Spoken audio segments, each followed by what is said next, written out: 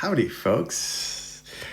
Oh my God, that module has been such a great addition to my modular setup. Today, though, we are going to continue with our exploration of, microcontrollers.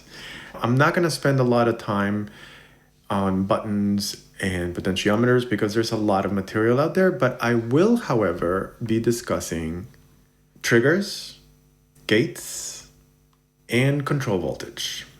These are the building blocks needed for our modular environment. So today's goals are rather simple. We are going to gain an understanding of what type of inputs our microcontroller might receive in a Eurorack environment. We will review or discuss some good rules to follow, and then we'll demo. We'll do a quick little demo. Maybe we'll bring up some simple code, nothing too crazy, and then we'll put it on a breadboard and we'll just look at some values. For simplicity's sake, I'm going to split the input signals into two categories. Those that are local to our module or our circuit, and those that come from other modules. So when we talk about local inputs, really, most of the time, like 99% of the time, these are going to be buttons. These are going to be potentiometers. And then when we're talking about external inputs, again, because we're in a in a Eurorack environment, we're really talking about triggers, gates, control voltage, audio signals, MIDI data.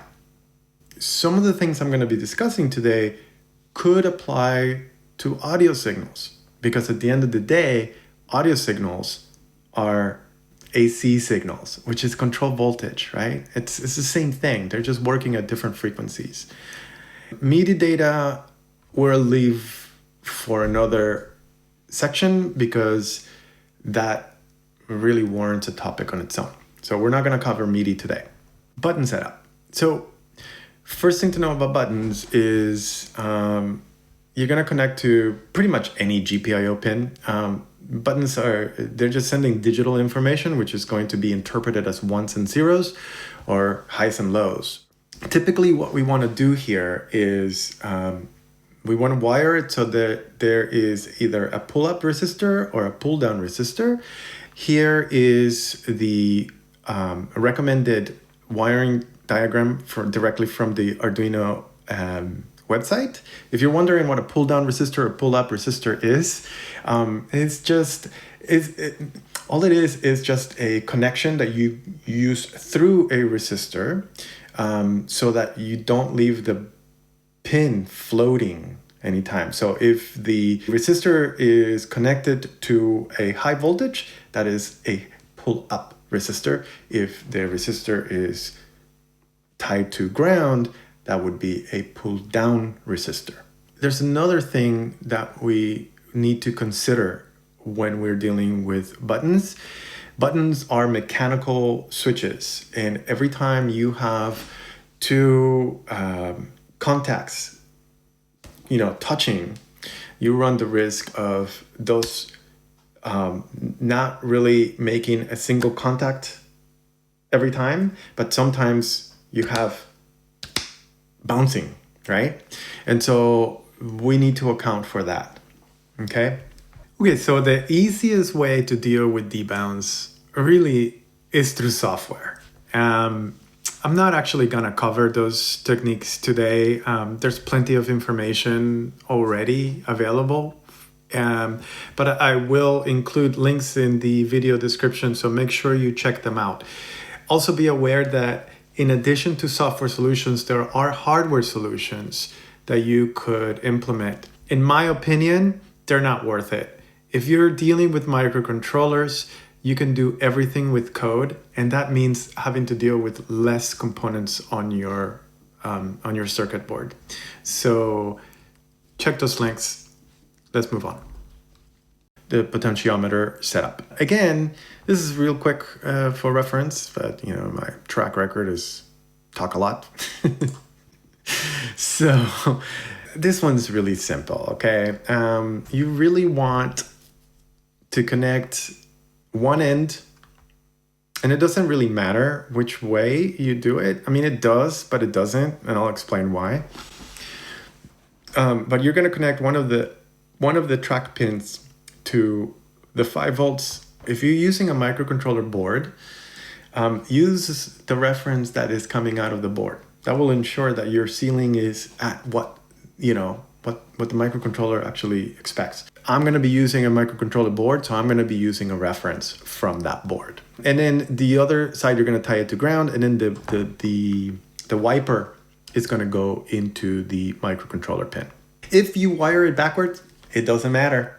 It really doesn't matter, because when you read that analog value, right, when you do that analog read, all you have to really do is just run it through the map function and reverse the range, and you're set.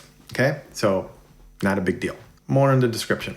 I'm going to be using this to build some Eurorack modules, so I'm going to be following the Eurorack standard, right? So for triggers and gates, you're going to get something along the lines of 5 volts, sometimes all the way up to 10 volts. You might even get something lower, like 4 volts. So I think as long as we stick to a voltage that's between 5 volts and 10 volts, we should be good on triggers and gates. So the first thing, I already talked about the ranges of gate signals. Some microcontrollers can handle 5 volts okay. You could just put some protection to make sure that you don't get any spikes, and then just send it directly to the microcontroller, and that should be good. Yeah, as I said before, just use the power pins from the microcontroller when you're doing clamping. It's there. It's one less component you have to use on your circuit, and you're only using it for a reference. So it's perfectly fine for that. Okay, so here is the typical signal path of what your signal path might look like. The first thing you're going to do when you're getting a signal in is you probably want to filter any high frequencies. That's what this first stage here is. This is an RC filter. Okay, so when we filter out signals out of our signal paths, there's basically 2 reasons why we do it. We want to make sure that they don't interfere with audio signals, or we want to make sure that they don't interfere with other components. In the case of gates and triggers, the reason why we're filtering out those signals is so that they don't interfere with the processing capabilities of the microcontroller itself. But it's not just the microcontrollers. This can also interfere with DACs. It could interfere with just about anything that requires any kind of digital communication to operate. ICs used in digital signal paths are susceptible to this noise, and that is why we want to filter it out. Check the links in the description for more reference material. This is the clamping network here. What this does is it sets hard boundaries for the signal. Now, it won't attenuate it, okay? It's gonna clip it at whatever you set this boundary here. The kind of diodes that you can use here are the small signal fast switching diodes. Just about any of them will work as long as they're fast switching. Or better yet, you could use Schottky diodes. The reason for using Schottky diodes is that they have a lower voltage drop. Okay, they're also very quick. They're very fast. And then the next thing, of course, is that you want to make sure that you use a pull-down resistor so that when you are not sending a signal, this pin here is not going to be floating. Now, the value that you use is not important at all. Well, that's a lie. It is important, but not for the reasons you think. The reason why it's important is because if you look at this, this is all one track, right? That means that at this point right here, all of these components are connected together. So if you look at what's in here, this is another resistor. So this resistor and this resistor will form a voltage divider. If you use a resistor that's too close to this one, then you're going to start affecting the amplitude of your signal. So use a large value as a pull-down resistor so that this voltage divider is negligible. The voltage drop that you create is negligible. Okay, so here is an alternate approach. In this scenario here, we're using the signal to basically trigger or open this gate. How appropriate, right? We're using this transistor here as a gate. And what this is going to do is this is going to allow current from the whatever you have supplied it with, the rail that you supplied it with, and it's going to go through a current limiting resistor here into the pin and into ground. Okay, so why do we do this? All right, so very simple. The RC filter removes any unwanted noise. Clamping diodes, they set your hard boundaries. And then, of course, pull down resistor, we do it so we don't leave the pins, the microcontroller pins, like floating all the time. Okay, so let's take a look at some input considerations for handling CV signals within our microcontroller sketches, okay? So first thing is we're likely going to be needing to scale the signal into something that the microcontroller can handle. So CV can be anywhere from 0 volts to 10 volts or minus 5 volts to positive 5 volts. Oh, there's one more thing, of course. You know, your microcontroller, it's going to be receiving analog input, but it's going to be converting those into digital information. How accurate that is depends on the fidelity of your ADC, your analog to digital converter. Arduinos have 10 bits analog to digital converters. Now, I'm going to be using a blue pill, which has 12 bits, but we are using the Arduino framework. So if we don't do anything to it, we're only going to be able to see the 10-bit values, which is 1024.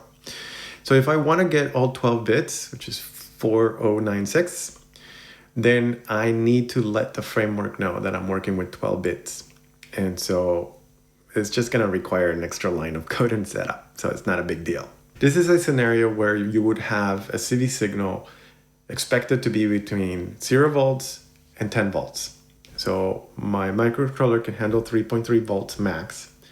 And I have information from 0 to 10 volts coming in. So the first thing I'm going to do is I'm going to scale it. And I'm going to scale it just with a voltage divider. Next thing is I want to get rid of any unnecessary noise. This is going to form a low pass filter with a cutoff of around 79 kilohertz. Now, if I want to change it, then change this capacitor to a different value, and you know how to do that calculation because we have tools. And then we're going to clamp it. Just make sure, I'm going to take a pin from the microcontroller that's 3.3 volts. Use that as a reference. And then any signal that is outside of that is just going to get clipped. So this is still the same circuit, but the values are different. And if you notice, this resistor right here is considerably smaller than this one. This ratio here is not going to give us a very large voltage drop. In fact, it's probably going to be in like millivolts area. And so if we are seeing a 10 volt input coming in this way, we're probably still going to see 10 volts coming out. So if you think that this is going to go from 0 to 10, but as soon as we get to 10 to 5 volts, anything above that is just going to be seen as 5 volts, then you are correct. And that is exactly what happens. Here is a view of this in the simulator. This is a input signal that is 10 volts peak to peak. This one right here ends up being, 5.7 peak to peak. There's always going to be a little bit because, things aren't perfect. But once it gets to that point, anything above it, it just gets cut off. And, that's what the microcontroller pin is going to see, right? It's that 5 volts. So why would you want to do this? This is something that could be perfectly okay for us. And here is the reason why. Let's assume that we are working with an Arduino and we have only 1024 values that are possible to be interpreted. Now, if we have something like volts per octave, then we really care about fidelity, right? We want to get as much information as possible. If we scale the 10 volts signal to fit in 5 volt signal, then now we're squeezing all of that information into 1024 values. But what if instead we leave it as is and we say, you know what? I'm only going to record the first half of this. This is one reason why we might want to do this, to preserve fidelity on at least part of the signal, right? Because that's all we can afford. Okay, let's take a look at how we would handle signals with negative voltages. Okay, the idea here is our microcontroller pin can only handle positive voltages. If we have a voltage that swings between positive and negative, we need to make sure that it's going to be positive once it gets to that, to that pin. And the way we do that is by introducing an offset. This circuit right here, this is a summing circuit, this is a summing amplifier, and this is an inverting amplifier. So whatever we fit over here, we're going to get the opposite on the other end. Since we want this to be positive, we really should introduce a negative signal here, because by introducing a negative signal here, that's going to give us a signal at this point right here, which is from negative 10 volts to 0 volts, right? And then there's another thing, right? Like this can actually help us scale this. So by utilizing this ratio, we will scale this from negative 10 volts to 0 volts to 5 volts to negative 5 volts to 0 volts, which is what we're going to be seeing over here. So now that is within range. And so then we can pass it through a filter, and then, we can clamp it just to be safe. Now we can actually do something a little bit better here. This filter right here in this configuration, this is just a passive RC filter. But if we were to move it to the signal path, the feedback path of the op-amp here, this is also an RC filter, but now this is active. And so this is going to give us better performance. Of course, we're going to have to change the capacitor because this resistor has to stay at 50K, because that's the ratio that's going to give us 5 volts over here. This is what I'm going to be setting up. This will handle 3.3 volts, which is the board that I'm working with today. That's the max that it can handle. In this scenario, if I use a 33K, this ratio is going to give me 3.3 volts. And yeah, there you have it. You could probably even do away with these diodes if you use a rail-to-rail op-amp. Maybe we can explore that at some other time. For today, I'm going to leave it as is. The Y is pretty much the same as what we've been talking about, right? You want to filter out any unwanted noise. You want to protect your pin by doing some diode clamping. Main difference here is you're going to be scaling your signal so you don't lose the signal that's coming unless you want to. And then, of course, we also need to make sure that what the pin sees is positive, unless the data sheet says otherwise. The data sheet says so, unless the data sheet says otherwise.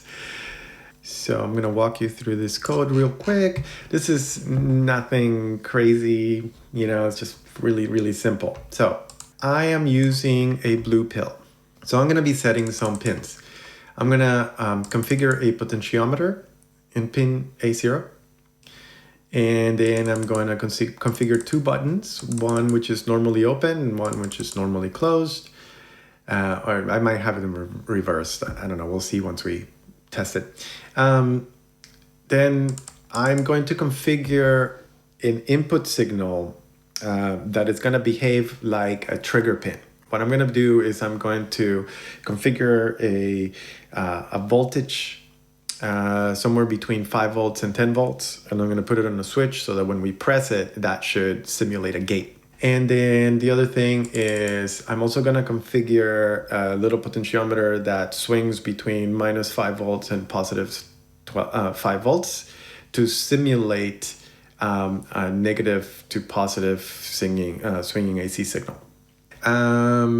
This right here is what we do to tell the Arduino framework that we are working with a microcontroller that can handle 12 bits. In my loop here, I'm going to first demonstrate some buttons, and in here, basically, I'm only going to update the serial monitor when we are when we actually have a change in state. And the first button is just going to say a 1, and then either high if it's high, low if it's low, and button 2 is just going to say 2, high if it's high, and low if it's low.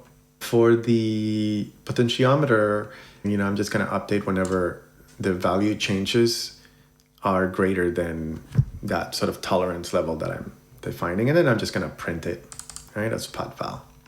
For the trigger, if we experience a change, then we're going to update the serial monitor, and we're just going to print high if it's high, low if it's low. And one thing to keep in mind, though, is we're doing a digital read here. All we care about is changes of state. They're just buttons, right? And I mean, trigger, like a trigger and gate signal, they're just basically on off, right? So digital read is probably a better option here. For the CV signal, I'm just gonna update changes, and I'm just gonna mark it with CV, and then we're gonna get the value out of that. This board right here, so these microcontrollers don't have a serial connection over USB, so you need to have a serial to USB adapter. So that's what this is. All right, so now this is getting power, but this obviously no power. Then I am going to turn this on. What I have going on here is, so this potentiometer here is we're going to use to, this is just wired as per the Arduino reference. And then these two buttons, one of them has a pull-up resistor, one has a pull-down resistor, which we talked about. On this input jack here, I am sending it a, looks like 9 volts. And that's this right here.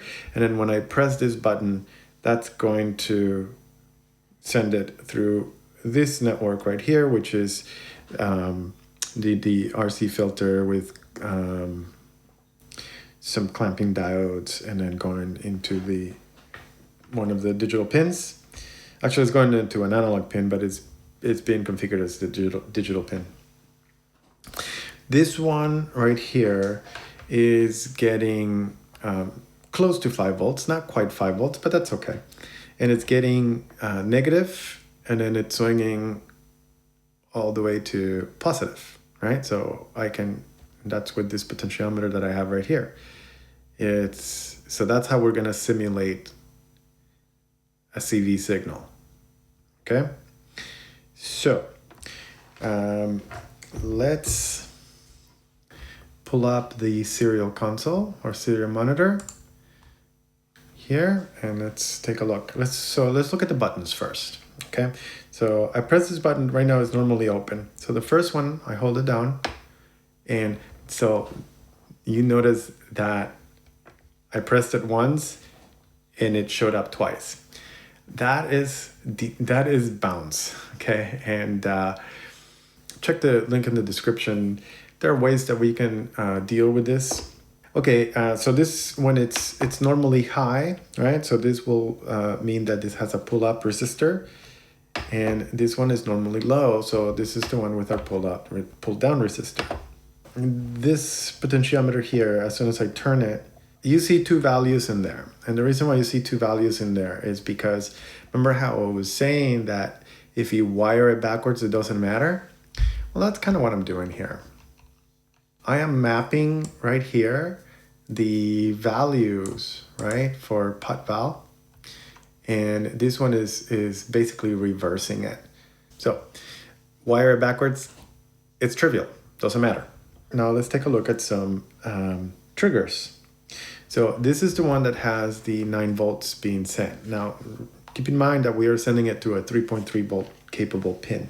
So there is definitely some scaling, actually no, some clamping to help us here.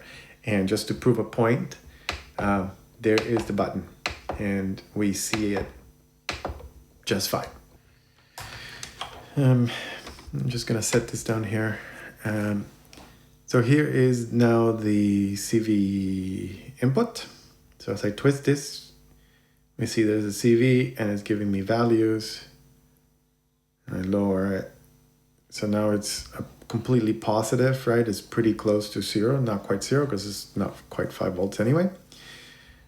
And then we raise it all the way. And that gives us pretty close to our top range when we are at -5 volts.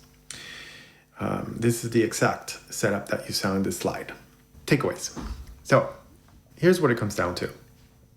We're trying to make our signals so that they fit within the confines of what is acceptable for the pins that we're sending those signals to in the microcontroller. So if there's anything we need to take away here is we always should be checking the datasheet. It's important that we know what our microcontroller can handle, can tolerate. And then we're going to use that knowledge to build circuits to create some protection for our microcontroller. And that's really it. What I've given you today is just a starting point. You can probably do better than this. Some of you guys who are a lot more experienced than I am can probably chime in and give us some pointers, drop a message in the comments and let us know where we did wrong or what we did right. And yeah, with that, I hope that this information is useful to you guys. And I'm really looking forward to see what you do with this. Okay, until next time, this has been Microcontrollers Part 2 Impulse Signals. See you next time. Bye.